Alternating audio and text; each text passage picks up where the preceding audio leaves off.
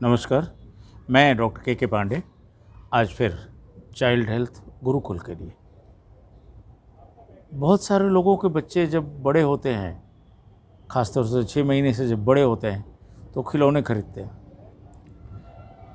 और उनको ज़्यादातर लोगों को ये नहीं पता होता कि खिलौने की इम्पोर्टेंस क्या है, कैसे खिलौने खरीदने चाहिए, कैसे नहीं खरीदने चाहिए, उसके पीछे लॉजिक क्या है, वो आपके बच्चे के लिए कितना ज़रूरी है, कितना उपयोगी है उस उम्र में। तो आज मैं 7 महीने से 9 महीने की उम्र के बच्चे की जो डेवलपमेंट होती है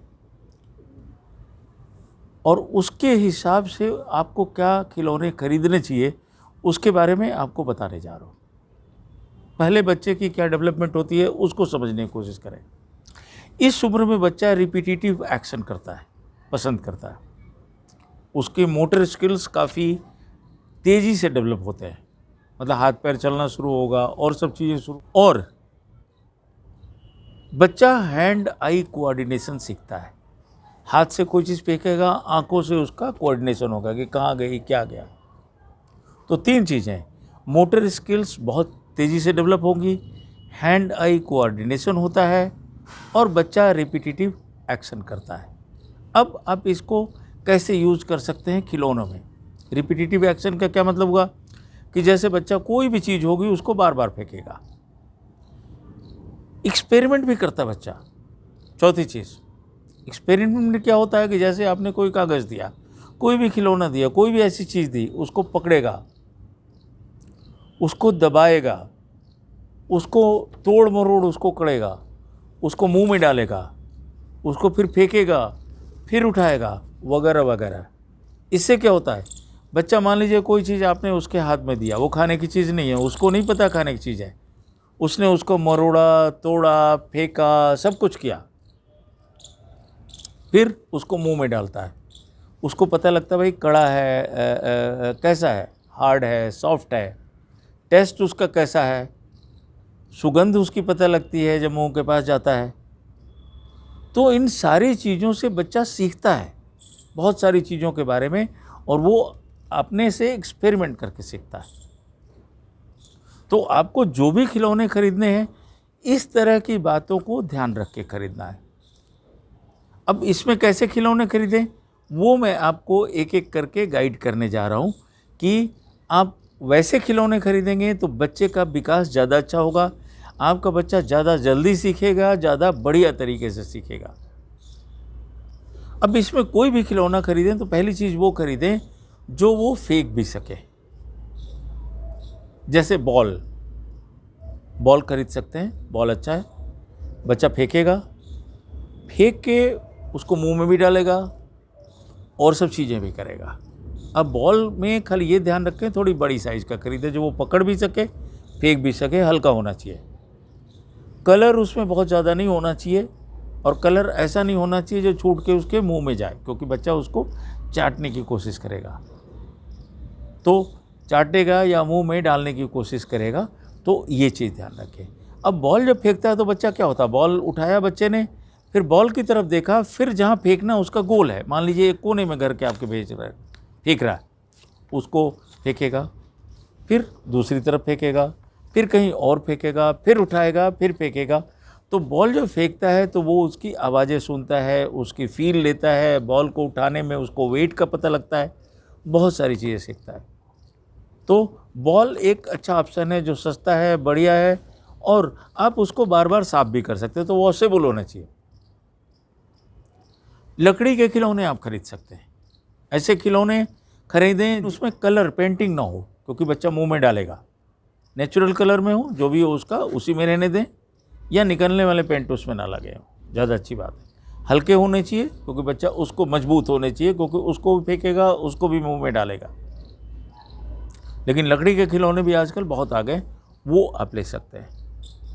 तीसरी चीज़, आप ऐसे खिलौने लें जिसमें से आवाज़ निकलती है।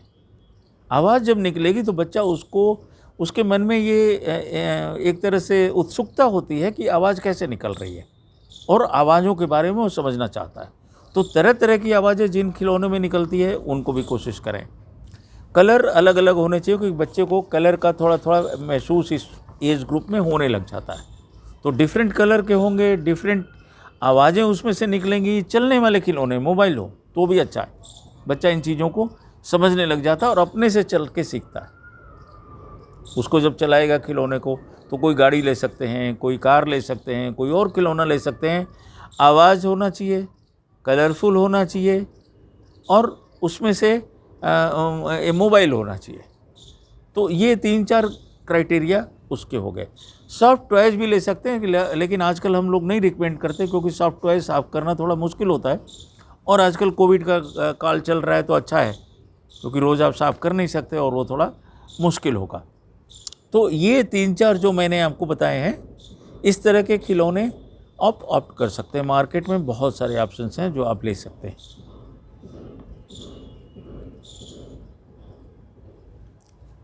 म्यूजिकल टॉयज भी ले सकते हैं आप, जिसमें से म्यूजिक निकलती है।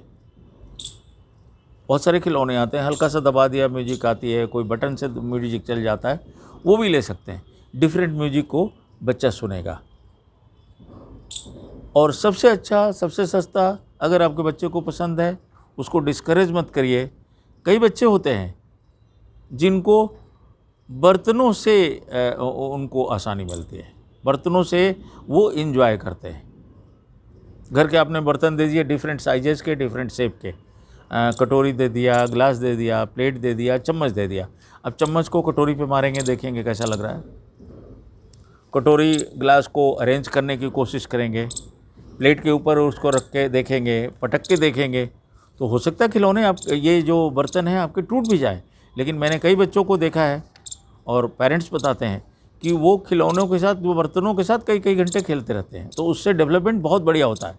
आवाज़, उसको अरेंज करना, उसकी फील लेना, उसको पटकना, बच्चा बहुत कुछ सीखता है। तो आप उसको दे सकते हैं, कोई ऐसी बात नहीं। और बिल्डिंग ब्लॉक्स आजकल बड़े अच्छे मिलते हैं मार्केट में, डिफरेंट कलर के भी मिलते हैं और उनसे बच्चा सीखता है कि डिफरेंट चीज़ें हम कैसे बना सकते हैं। तो बिल्डिंग ब्लॉक्स भी बड़ा अच्छा ऑप्शन है। कलरफुल भी होते हैं, आवाज़ उसमें नहीं आती, लेकिन बच्चे की जो इमेजिनेशन होती है, उसकी कल्पना शक्ति होती है, वो डेवलप होती है। बच्चा इमेजिन करता है, भाई मुझे ये चीज़ है, ऐसा बना, वो बच्चा अपने सोच के हिसाब से करता है।